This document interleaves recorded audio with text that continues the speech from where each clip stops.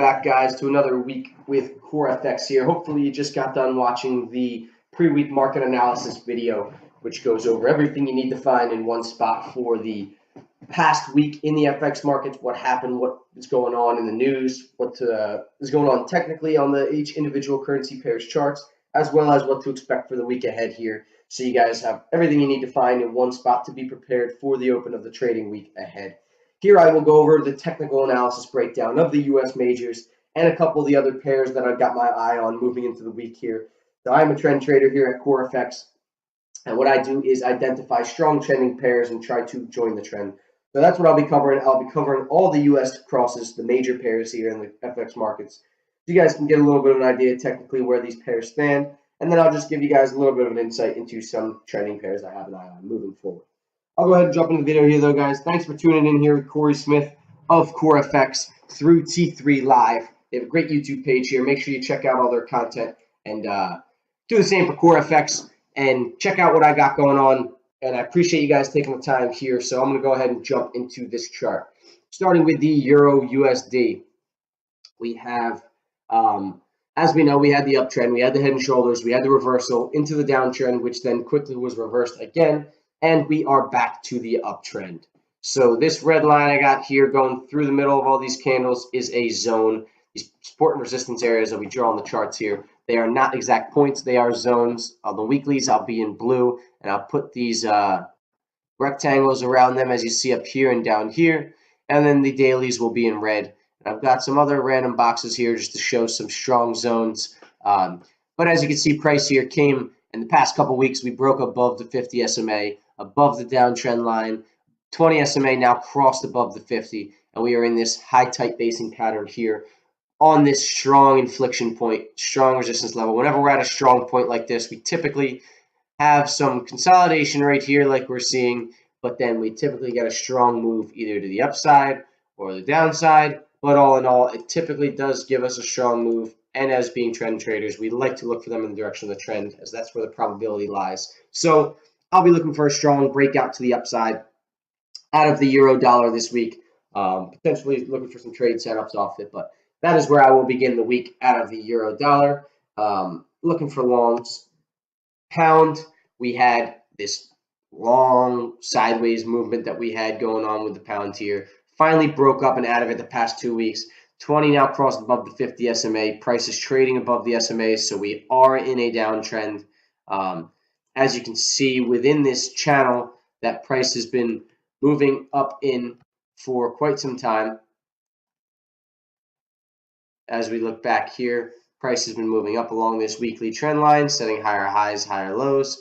We set this higher low, and it was really just choppy for a while here, but now we have come back up to retest the high and potentially set a new high. So what I've got going on in the beginning of the week here, I'm expecting a little bit of a retracement of the pound dollar. A little bit of a move down, maybe comes all the way down to retest this weekly level, which was this resistance of this range, and then continues higher, or maybe it just continues higher, or maybe it falls off completely. But to begin the week, I will be looking for some setups potentially on a retrace, nice pullback trade to an entry long into the uptrend. Moving on to the dollar CAD chart, as you can see, we were in an uptrend here. We still are really. Price did break the 20 SMA, which is starting to roll over, and it's retesting this 50. This big, huge, bearish, no looking back candle here was from the strong Canadian dollar reports that we just went over in the last video on Friday. So that's what the strong moves from the fundamental reports that we got out of the employment and GDP growth, domestic product. So this is going to be something to look for, as we could see some continued bearish momentum to violate this uptrend. But all in all, we still are in an uptrend with the CAD. One thing I do want to show you guys, though, here is if we can hop to the weekly, but if we hop to this last strong move downward and we throw this Fibonacci tool out here, you can see again we're at this 50% level. We're seeing some strong rejection off of it this week, especially with this very big shooting star candle rejecting this 50 SMA, which you could look left and also see has some structure to it back here as well. Throw a little weekly blue line in here. As we can see, there's been multiple touches to it. But we can see here that this is a potential either reversal point to see the trend continue to the downside, or if it breaks this 50 SMA, this could be a strong potential upward move for us into higher territories, setting new higher highs. All in all, I am still bullish on this pair, but nothing too crazy, not really too actively looking for trades off it. Australian dollar, on the other hand, strong, clear downtrend. We got lower low, lower high, lower low, lower high, lower low, set a lower high, came back down to the low, and then shot back up to the high on Friday. But as long as it remains under this 7,650 area here of resistance, which was strong support, I will continue to look for shorting opportunities. As you can see here, we are still respecting this trend line. A little bit of a descending triangle, potentially a bear pennant here, but all in all, still very bearish on this pair and potentially looking for short setups. Take us to New Zealand dollar.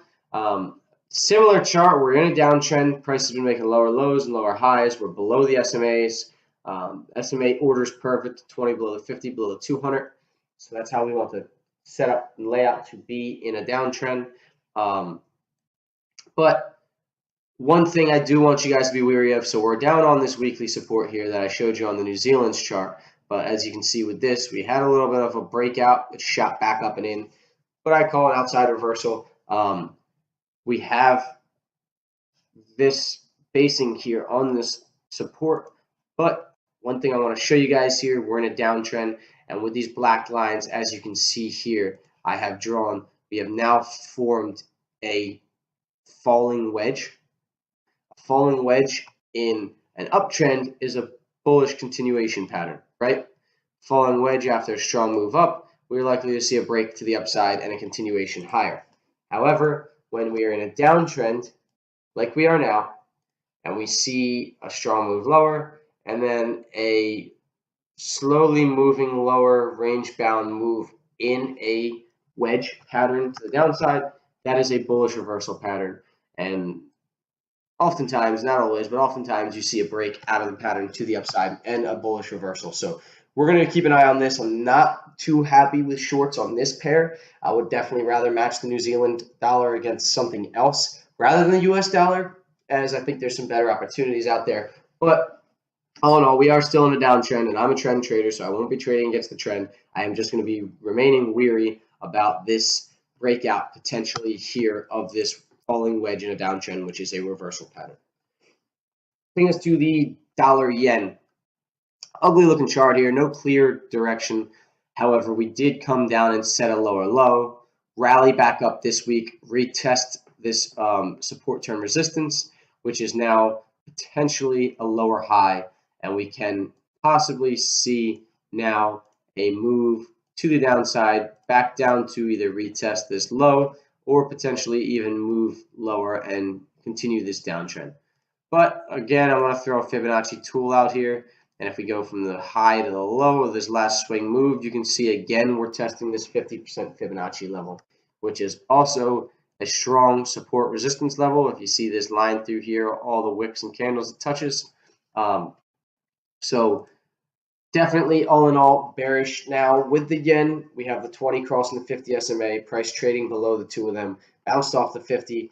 The 200 is kind of slicing right through the middle here, but all in all, we are bearish on the dollar yen.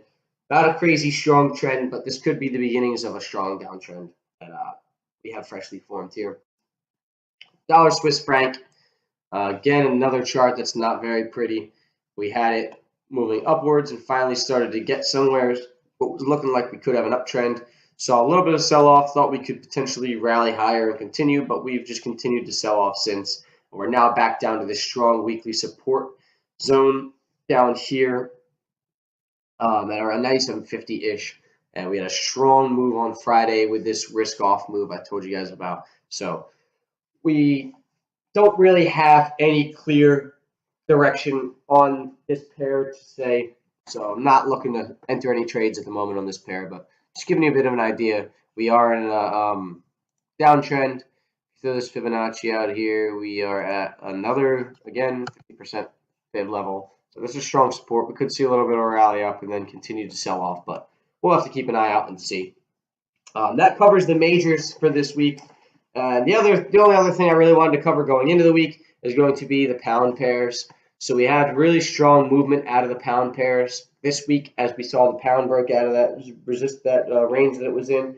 A lot of these pound crosses broke substantial territory as well. If you look at the pound Aussie here, you can see we are breaking out of this really strong weekly range that we've been in for about a year and a half almost.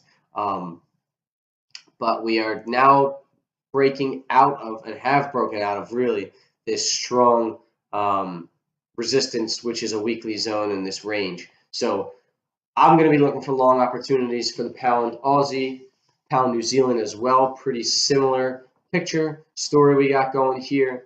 You switch it to the weekly, you can see again this is another strong area we've come and broken out of. So really all eyes are looking up with this pair, with this pound, and pound CAD. We did have that strong sell-off. This isn't my favorite pound pair to be looking for setups with, but again, could see some potential buying opportunities down in here to rejoin that upward move out of the pound and potentially see this uptrend continue across the board. But yeah, I'm liking the pound this week. Not the pound Swiss franc, but pound against other pairs. Even euro pound to the downside, you can see we broke this long-standing weekly trend line. Retested a little bit here on the 200 SMA, but starting to roll over. This strong resistance held again, and could see potential shorting opportunities here out of the euro pound as well. So that pretty much covers the technicals for this week, guys. Just to give us a little idea of what we're looking for heading into the week. Nothing too crazy. Not really too gung-ho about any one position right now. I don't like trading Sundays, and not too often Mondays either, unless there's some movement going on and some volatility going on. But I'll be looking to see some opportunities this week. This covers what's going on in my head and what's going on in the majors. So again, I really appreciate you guys taking the time to watch these. Make sure you like and subscribe to the page. Turn on the notifications for T3 so you can get updated on all their trading education content they release. One of the biggest names in the industry, so make sure you guys stay tuned with them. Also, follow me here with Corey Smith, CoreFX. Appreciate it, guys. Thank you very much. I hope you have a great trading week, and I'll catch you next weekend.